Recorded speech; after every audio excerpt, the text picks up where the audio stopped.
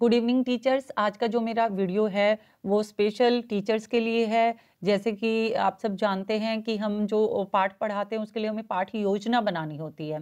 तो आज मैं आपके सामने एक पाठ योजना प्रस्तुत कर रही हूँ, जिसके माध्यम से आप दूसरे जो पाठ हैं उनकी योजना भी तैयार कर सकते हैं। आज जो पाठ योजना मैं आपके सामने प्रस्तुत कर रही हूँ वो है बड़े भाई साहब। आप सबसे पहले उस पर पाठ योजना लिखेंगे, उसके नीचे कक्षा लिखेंगे 10वीं, और उसके बाद लिखेंगे पाठ्य पुस्तक स्पर्श भाग 2। उसके बाद आप विषय वस्तु लिखेंगे, यानी कि आप क्या पढ़ रहे हैं, तो कहानी पढ़ रहे हैं। और प्रकरण में लिखेंगे बड़े भाई साहब। ठीक है, यानी कि जो चैप्टर का नाम है। इसके बाद जो हमारी पाठ्य योजना है, सबसे पहले शिक्षण के उद्देश्य उसमें शामिल करेंगे, जिसे हमने ज्ञानात्मक, कौशलात्मक, भावात्मक और प्रयोगात्मक भागों में डिवाइड किया हुआ है। तो सबसे पहले हम ज्ञानात्मक पे बात करेंगे। मनुष्य मात्र के स्वभाव एवं सद्व्यवहार की जानकारी देना, पाठ में वर्णित घटनाओं की सूची बनाना। बहुत सारी जो घटनाएं हैं, गिल्ली डंडा खेलने की, पतंग उड़ाने की, और एग्जाम्पल देने की, फेल होने की। ठीक है, निबंध की विषय वस्तु को पूर्व में सुनी हुई घटनाओं से संबंध करना, यानी कि जो विषय वस्तु से पहले, मतलब मान लीजिए हमने जो कहानी जो बड़े भाई साहब है, ठीक है, उससे पहले सुनी हुई घटनाओं से संबंध करना। यानी कि हो सकता है कि किसी के साथ ऐसा पहले हुआ हो या किसी के घर में ऐसा होता हो, ऐसी घटनाओं से पहले कभी सुनी हो, उससे उसको संबंधित किया जा सकता है। नए शब्दों के नए नए शब्दों के अर्थ समझकर अपने शब्द भंडार में वृद्धि करना। यानी कि आप क्या कर सकते हो, नए शब्दों को समझकर अपने शब्द भंडार में वृद्धि कर सकते हो। ये कैसे कर सकते हैं आप?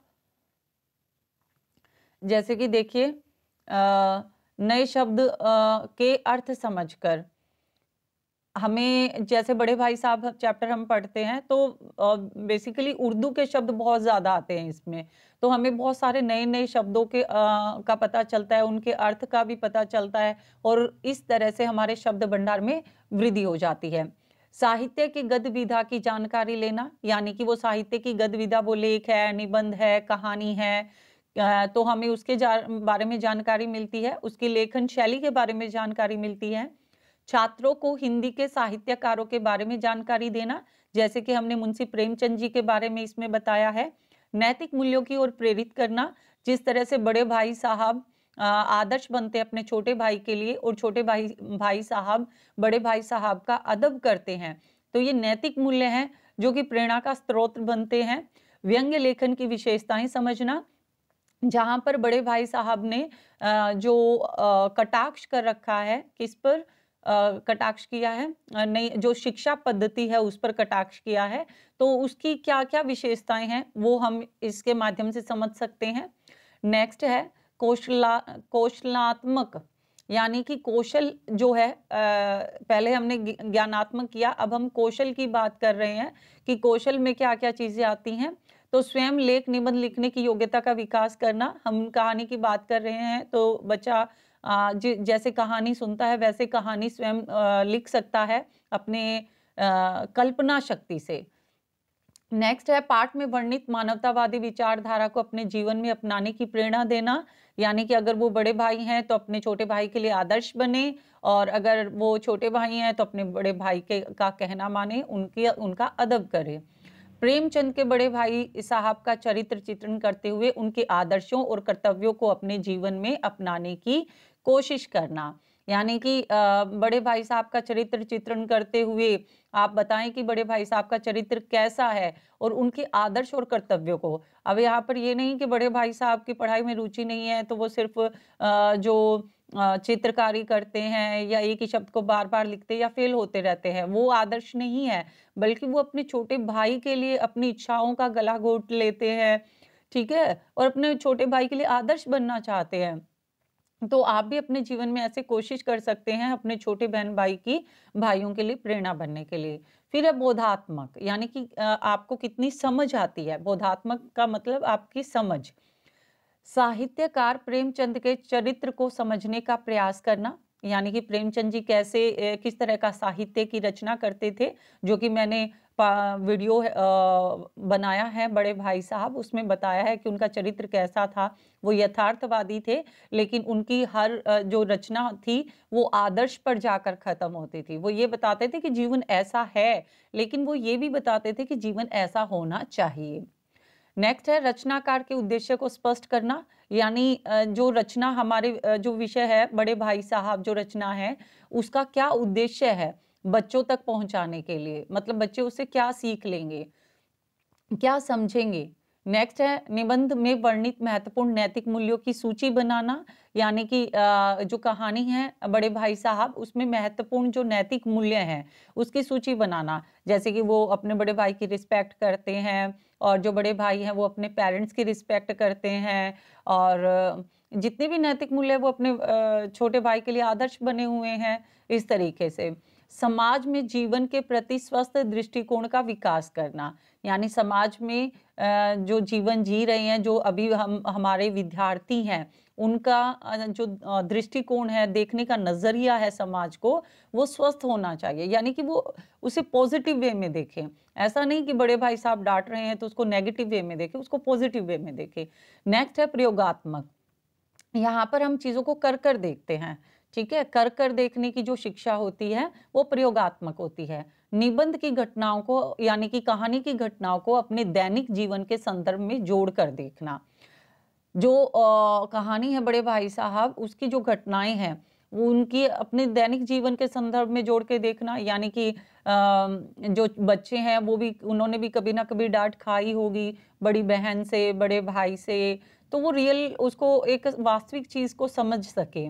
नेक्स्ट है प्रेमचंद का चरित्र चित्रण करना, यानी कि बच्चे खुद बताएं कि जो राइटर हैं उनका चरित्र चित्रण कैसा है। नेक्स्ट है पाठ का सारांश अपने शब्दों में लिखना। आपने पाठ पढ़ाया, बच्चों ने पाठ सुना, अब वो सारांश जो बच्चे हैं वो लिख सकते हैं कि क्योंकि एक कहानी है वो उन्हें याद होनी चाहिए जब आप सुना रहे हैं तो वो उसको सारांश में लिख सकते हैं। नेक्स्ट है प्रेमचंद की जीवनी का वर्णन संक्षेप में अपने शब्दों में करना, यानी कि आप जो प्रेमचंद की जीवनी हमने पढ़ी या पढ़ाई उसको शॉर्ट में अपने संक्षेप में अपने शब्दों में करना, हम अपने तरीके से उसको लिख सकें। नेक्स्ट है सहायक शिक्षण सामग्री, तो सहायक शिक्षण सामग्री में हम चौक, डस्टर या फिर पावर पॉइंट के द्वारा पाठ की प्रस्तुति, स्मार्ट बोर्ड, स्मार्ट क्लासेस जो है हमारे पास, तो उसमें हम अच्छी पीपीटी बनाकर बच्चों को पढ़ा सकते हैं और चौक या डस्टर का प्रयोग हम उसमें कर सकते हैं, ठीक है। चौक में डिफिकल्ट वर्ड्स के अर्थ लिख सकते हैं, चौक से मुहावरे लिख सकते हैं। बड़े भाई साहब छोटे भाई साहब ने जो टाइम टेबल बनाया वो हम बोर्ड पर लिख सकते हैं। नेक्स्ट है पूर्व ज्ञान, यानी कि देखो हर बच्चे के पास ज्ञान होता है, जो चीज जो विषय आज हम पढ़ा रहे हैं वो उसने आज से पढ़ना शुरू नहीं किया, वो पहले से पढ़ता हुआ आ रहा है, तो हमें उसके पूर्व ज्ञान का इस्तेमाल करना है सबसे पहले। जैसे कि साहित्यिक व्यंग का ज्ञान, यानी कि साहित्य में किस प्रकार से हंसी हंसी में व्यंग्यात्मक, जैसे कि बहुत सारे लेख आप अध्यापक रहे हैं तो आपने बहुत सारे लेख पढ़े होंगे, जैसे मुंशी प्रेमचंद जी का ही एक पाठ है मुंशी प्रेमचंद जी के फटे हुए जूते, जो कि हरिशंकर परसाई द्वारा रचित है और बहुत ही अच्छा व्यंग उसमें किया गया है। हरिशंकर परसाई जी बहुत व्यंग्यात्मक जो है तो इस प्रकार से जो लेखन है साहित्यिक व्यंग का ज्ञान, यानी कि किस तरह से साहित्य के माध्यम से आपने अगर पढ़ा होगा तो बाल मुकुंद गुप्त को पढ़ा होगा तो उनके भी बहुत ही अच्छे अच्छे उन्होंने व्यंग लेख लिखे हैं जो कि बंगाल बंग विभाजन पर आधारित हैं, ठीक है। तो इस तरह से उनको भी बच्चों को भी ज्ञान होना चाहिए कि किस तरह से व्यंग होता है साहित्य के द्वारा। सामाजिक जीवन की अच्छाइयों और बुराइयों से परिचित, बच्चों को पता होता है क्या चीज सही है क्या चीज बुरी है। और लेख निबंध रचना का ज्ञान, यानी कि कहानी है तो वो कैसे लिखी जाती है, निबंध कैसे लिखे जाते हैं, लेख कैसे होते हैं। साहित्यिक भाषा की थोड़ी बहुत जानकारी, बच्चे को साहित्यिक भाषा की जानकारी होनी चाहिए, वैसे तो होती है क्योंकि स्टार्टिंग से ही जब हिंदी पढ़ता आ रहा है बच्चा तो वहां पर वो कविता कहानियां पढ़ते आ रहे हैं तो कुछ ना कुछ उनके पास भी शब्द भंडार होता है, ज्ञान होता है। मानव जीवन की कमियों तथा आवश्यकताओं से वाकिफ, यानी कि जो बच्चे हैं या हम हैं, हमें भी पता है कि मानव जीवन में कौन-कौन सी कमियां होती है और कौन-कौन सी आवश्यकताएं होती हैं। हमें अपनी कमियों का भी पता होना चाहिए, हमारी आवश्यकताओं का भी पता होना चाहिए। ठीक है, नेक्स्ट है मानवीय स्वभाव की जानकारी। यानी कि आपको पता होना चाहिए कि मानव का व्यवहार होता है वो कैसे-कैसे कैसा-कैसा व्यवहार होता है। सबका एक जैसा नेचर तो नहीं होता, सभी का अलग-अलग नेचर होता है। नेक्स्ट देखिए प्रस्तावना प्रश्न।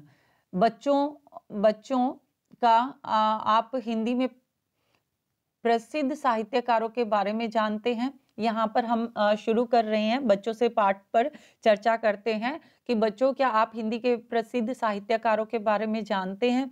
हो सकता है कि बच्चे आपको कुछ साहित्यकारों के नाम बताएं और शायद मुंशी प्रेमचंद जी का नाम उनमें आए। अब वो कह रहे हैं कि क्या आप प्रेमचंद जी के बारे में कुछ जानते हैं, उनकी प्रसिद्धि के 2 कारण बताइए। अगर हमने कक्षा में मुंशी प्रेमचंद जी को के पाठ को अगर हमने सिर्फ एक साहित्य परिचय के तौर पे बता दिया है, पढ़ा दिया है, तो शायद बच्चा उसको याद नहीं रख पाएगा। लेकिन अगर अध्यापक ने मुंशी प्रेमचंद जी को एज ए कैरेक्टर प्रस्तुत किया है, एक व्यक्तित्व के रूप में प्रस्तुत किया है, उनके जीवन के से जुड़े हुए किस्से बताए हैं, उनके बारे में बताया है, जैसे कि जो उनकी पत्नी थी शिवरानी, उन्होंने भी उनके बारे में एक उनकी जीवनी लिखी है। अगर हम उनके बारे में जानते होंगे और उन्हें एक व्यक्तित्व के तौर पे प्रस्तुत करेंगे, तो बच्चे ज़रूर उससे जुड़ेंगे और उसके बारे में उनके बारे में कभी भी नहीं भूलेंगे और वो ज़रूर बताएँगे। नेक्स्ट है कुछ व्यंग्य लेखकों के नाम बताइए। जैसे कि मैंने कहा हरिशंकर परसाई, बाल मुकुंद गुप्त, ये जो लेखक हैं वो क्या है व्यंग्यात्मक लेख लिखते हैं। मनुष्य की स्वभावगत विशेषताएं आपको बतानी है, यानी कि उनके नेचर में कौन-कौन सी विशेषताएं होती हैं। कोई 2 सामाजिक बुराइयों के बारे में बताइए, यानी कि वो दहेज प्रथा भी हो सकती है और मतलब लड़के-लड़कियों के साथ जो पक्षपात होता है वो भी हो सकती है, भ्रष्टाचार भी हो सकती है। बहुत सारी ऐसे समाज में बहुत सारी बुराइयां हैं। आगे है उद्देश्य का कथन। बच्चों आज हम प्रसिद्ध लेखक प्रेमचंद द्वारा रचित निबंध बड़े भाई साहब का अध्ययन करेंगे। सॉरी, ये निबंध नहीं है, ये कहानी है और गलती से यहाँ निबंध चल रहा है कि बच्चों आज हम प्रसिद्ध लेखक प्रेमचंद के जी के द्वारा रचित निबंध बड़े भाई साहब का अध्ययन करेंगे। नेक्स्ट है पाठ की इकाइयाँ। प्रथम जो हमारी पाठ की इकाई है उसके प्रथम भाग में क्या बताया गया है, बड़े भाई साहब की विशेषताएं हम बता रहे हैं। बड़े भाई साहब की शिक्षा, यानी कि उनकी शिक्षा पद्धति, वो कैसे पढ़ते थे। बड़े भाई साहब का लेखक को डांटना, क्यों डांटते थे, किस लिए डांटते थे।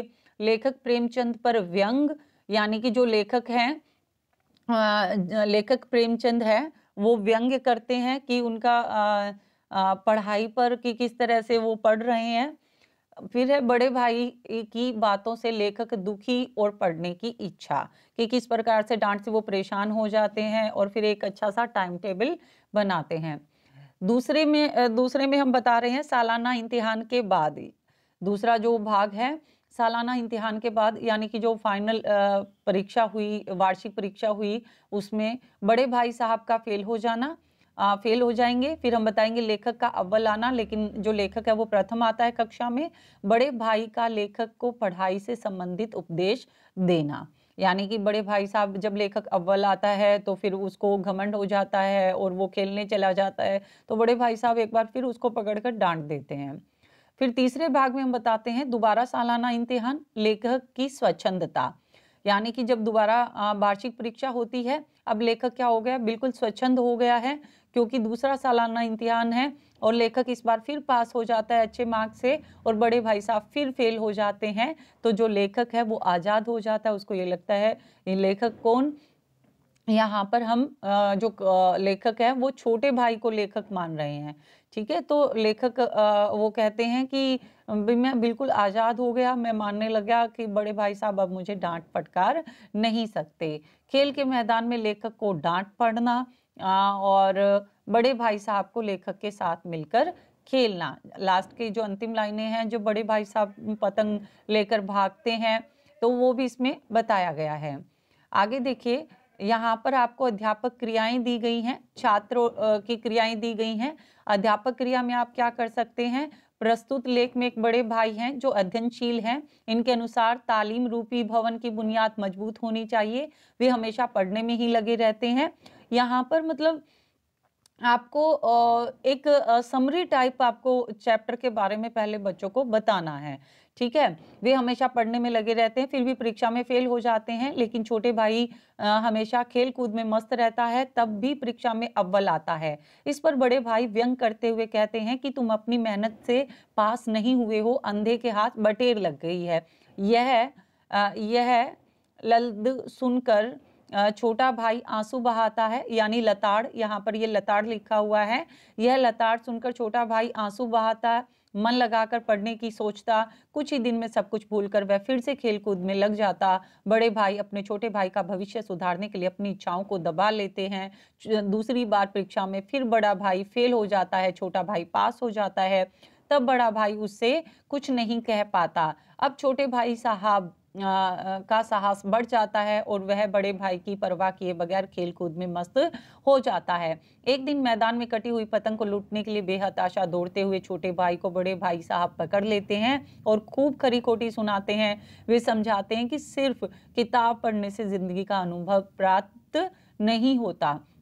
मैं तुमसे बड़ा हूँ और तुमसे ज़्यादा अनुभवी हूँ और तुम्हें खेलने के लिए मना नहीं करता हूँ, मगर पढ़ाई-लिखाई भी ज़रूरी है। अंत में वह भी सब कुछ भूल कर अपने छोटे भाई को खुश करने के लिए खेलने लगता है।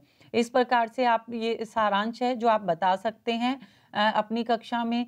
छात्र की क्रियाएँ क्या रहेंगी? लेखक यहाँ विद्यार्थी क्रिया ज़्यादा अच्छा रहता है। छात्र क्यों केवल कक्षा में छात्र नहीं होते, छात्र-छात्राएँ दोनों होते हैं। लेख को ध्यानपूर्वक सुनना और समझने का प्रयास करना। जब हम बता रहे हैं तो वो सुनेंगे और समझेंगे। रामन के कार्यों पर तथा देश में वैज्ञानिक उन्नति पर अपने विचार प्रस्तुत करना। ठीक है? तो इस प्रकार से मतलब वो कहते हैं कि जो रामन है उनका भी क्योंकि उन्होंने 9th में बच्चों ने उसको पढ़ा है और वो जानते हैं कि उन्होंने किस प्रकार से अपनी शिक्षा की और उनके बारे में भी हम बता सकते हैं कि कैसे उन्होंने मेहनत की अपनी शिक्षा में और कैसे उन्होंने अपने देश के लिए अच्छा काम किया। ठीक है, तो एक पार्ट को हम दूसरे पार्ट से जोड़ सकते हैं। आगे देखिए लेखक का परिचय हम बता सकते हैं। तो यहाँ पर लेखक के बारे में आवश्यक जानकारियाँ और अपनी अभ्यास पुस्तिका में लिखना, यानी कि कुछ जानकारियाँ जैसे कि उनकी जन्म, मृत्यु और कुछ विशेष उनके बारे में बताना हो तो हम बता सकते हैं। लेखक परिचय मैं ऑलरेडी बता चुकी हूँ। हमारी जो बड़े भाई साहब पर जो मैंने वीडियो बनाई है उसमें लेखक परिचय बता चुकी हूँ मैं। तो इसको आप देख लीजिएगा, ये हमारी बुक में भी है। नेक्स्ट है शिक्षक के द्वारा पाठ का उच्च स्वर में पठन करना, यानी कि अब हमें अच्छे संप्रेषण के साथ जो पाठ है वो हमें कक्षा में पढ़ना चाहिए, जहाँ पर हमारा जो स्वर है वो आरोह अवरोह गति के साथ चलेगा, एक अच्छे साउंड के साथ और उच्चारण एवं पठन शैली का ध्यान से सुनना। जो बच्चे हैं वो ध्यान से सुनेंगे उच्चारण को और जो पठन शैली यानी कि आरोह अवरोह, कि ऐसा नहीं है कि हम सिर्फ एक फ्लो में ही चैप्टर पढ़ते जा रहे हैं। वहाँ पर जिस तरह का सेंटेंस आ रहा है उस तरह का भाव भी हमारी आवाज़ में पैदा होना चाहिए। पाठ के अवतरणों की व्याख्या करना, यानी कि पाठ में जो जो अवतरण है हम जो पढ़ रहे हैं, जो पैराग्राफ पढ़ रहे हैं, हमें उनको व्याख्यित भी करना है, यानी उनकी व्याख्या करनी है, बताना है बच्चों को, क्योंकि उसको हमें इजी वे में बताना है। तो पाठ को हृदयंगम करने की क्षमता की विकसित करने के लिए पाठ को ध्यान से सुनना। जो बच्चे हैं वो ध्यान से सुनेंगे। जब आप व्याख्या करोगे, पाठ से संबंधित अपनी जिज्ञासाओं का निराकरण करना और अपनी जो बच्चे पाठ से संबंधित उनके मन में बहुत सारी जिज्ञासाएं होती हैं, यानी कि कुछ डिफिकल्ट वर्ड्स हो सकते हैं, कुछ भी कोई घटना ऐसी हो सकती है जो उनको नहीं समझ में आए। तो थोड़ी सी यहाँ पर ना कुछ घटनाएं हैं, जैसे कि पाठ में बताया गया है कि मौत और विपत्ति के बीच में ऐसे ही मौत और विपत्ति के बीच की में एक व्यक्ति जैसे मोह माया में फंसा होता है, ठीक वैसे ही मैं खेल कूद और डांट के बीच में फंसा हूँ। ये आपको क्लियर करना जरूरी है। ठीक है, एक है आकाशगामी पथिक के पीछे मैं भाग रहा था और वह विरक्त आत्मा की तरह एक नए संस्करण में लगी ढूंढ रही थी। तो ये ऐसी जो है उनमें जिज्ञासाएं हो सकती हैं जो बच्चे को समझ नहीं आता, तो उसको क्लियर करना बहुत ज़रूरी है। कठिन शब्दों के अर्थ भी आप इसमें लिख सकते हैं। ये आपके मतलब ये पाठ योजना एक अध्यापक के लिए बहुत ही अच्छी रहती है। वो पहले से अपनी प्रिपेयर कर कर रख सकता है, तैयारी कर कर रख सकता है कि कौन-कौन से मुश्किल शब्द हैं जो मुझे क्लास में पढ़ाते वक़्त हो सकता है कि मैं उसको नहीं समझा पाऊँ। तो ये वर्ड्स हम पहले रख सकते हैं। ये सारे वर्ड्स इसमें दिए हुए हैं। नेक्स्ट है छात्रों द्वारा पठित अनुच्छेदों में होने वाले उच्चारण संबंधी अशुद्धियों को दूर करना। यानी कि बहुत सारी अशुद्धियां होती हैं, क्षेत्र पर भी डिपेंड करती है। क्षेत्रीय बोली का प्रभाव हमारा रहता है, तो उस उच्चारण संबंधी अशुद्धियों को हमें दूर करना है। छात्रों द्वारा पठन, यानी कि अब हमें छात्रों से भी पाठ पढ़वाना है। पाठ में आए व्याकरण का व्याकरणिक ज्ञान प्रदान करना। अब देखिए आप इसमें मुहावरे भी आते हैं, पर्यायवाची आए हैं, देशी, विदेशी, देशज, आगत शब्द भी आए हैं, क्रिया क्या होती है, प्रत्यय क्या होता है, ठीक है।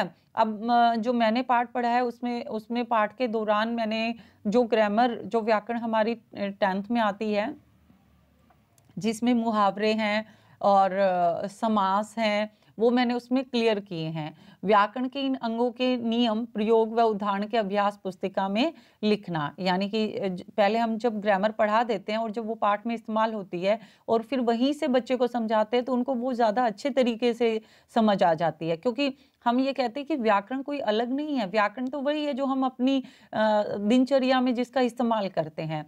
लेकिन वो हम उस समय जब व्याकरण समझा रहे होते हैं, वहाँ परिभाषाएं होती हैं। लेकिन जब हम पाठ पढ़ा रहे होते हैं तो वो दिनचर्या, दैनिक दिनचर्या की बातें होती हैं, तो वहाँ बच्चा ज़्यादा अच्छे से समझ पाता है उसको। फिर हम गृह कार्य पर आते हैं। पाठ का सही उच्चारण के साथ उच्च स्वर में पठन करना। जब हम चैप्टर पढ़ा रहे होते हैं तो हर रोज का गृह कार्य हम ये दे सकते हैं कि जितना चैप्टर हमने पढ़ाया है उसको अच्छे से पढ़ना है उन्हें। नेक्स्ट हम दे सकते हैं पाठ के प्रश्न अभ्यास करना। यानी कि जो अभ्यास के प्रश्न है, वैसे तो अभ्यास के हमें एक पाठ को इस तरह से पढ़ना और पढ़ाना चाहिए कि जो पाठ है पढ़ने के तुरंत बाद हम बच्चों से अगर अभ्यास के प्रश्न पूछते हैं तो सभी के उत्तर वो देने में सक्षम हों। निबंध के प्रमुख सूचनाओं की संक्षेप में सूची बनाना। जो जो सूचनाएं उसमें मिली हैं शिक्षा से संबंधित और अनुभव की शिक्षा से संबंधित, पढ़ने की से संबंधित, तो इस प्रकार की शिक्षाओं को हमें उसमें देना होगा, ठीक है। नेक्स्ट है पाठ में आए कठिन शब्दों का अपने वाक्य में प्रयोग करना, जिसमें हम मुहावरे भी दे सकते हैं और कठिन शब्द को भी दे सकते हैं। परियोजना कार्य हमारी रहती है हर चैप्टर से रिलेटेड, तो हिंदी के कथाकारों के बारे में जानकारी एकत्रित करना। और ये हमारे पाठ में भी दी गई है, अपने बड़े भाई से मिली शिक्षाओं पर एक अनुच्छेद लिखिए। यानी कि अगर आपके पास बड़ा भाई है, बड़ी बहन है, और अगर आप एक एक सिंगल चाइल्ड है, तो भी आप अपने पिताजी या माताजी से जो शिक्षा आपको मिली आप उस पर अनुच्छेद लिखवा सकते हैं। अब मूल्यांकन कैसे किया जाएगा? पाठ्य पुस्तक के बोधात्मक प्रश्न हैं जो कुछ हमें यहाँ दिए गए हैं, यानी समझ पर आधारित वो प्रश्न हम पूछ सकते हैं कक्षा में। और इसी तरह से हमारा जो है इकाई परीक्षाएं होंगी और गृह कार्य हो गया, परियोजना कार्य हो गया। तो इस तरह से हमारा जो लेसन प्लान है यानी कि पाठ योजना कंप्लीट होती है। और आशा करती हूँ कि आप सबके लिए बहुत ही मददगार होगी। और ये पाठ योजना केवल बच्चों के लिए ही नहीं मददगार होगी, आपके लिए भी होगी, क्योंकि आप पहले से प्रिपेयर होंगे उस चैप्टर को लेकर, और आप कॉन्फिडेंस लेवल भी आपका हाई होगा जब आप उस चैप्टर को अच्छे से समझ लेंगे, उसके बारे में जान लेंगे, क्या कुछ हमें पढ़ना है, क्या कुछ हमें बताना है। तो आज के लिए इतना ही। अगर वीडियो पसंद आती है तो प्लीज़ कमेंट करिएगा, ताकि मैं ऐसी ही यूज़फुल वीडियो में और आगे मैं मोटिवेट हूँ और ऐसी वीडियो डालती रहूँ। धन्यवाद।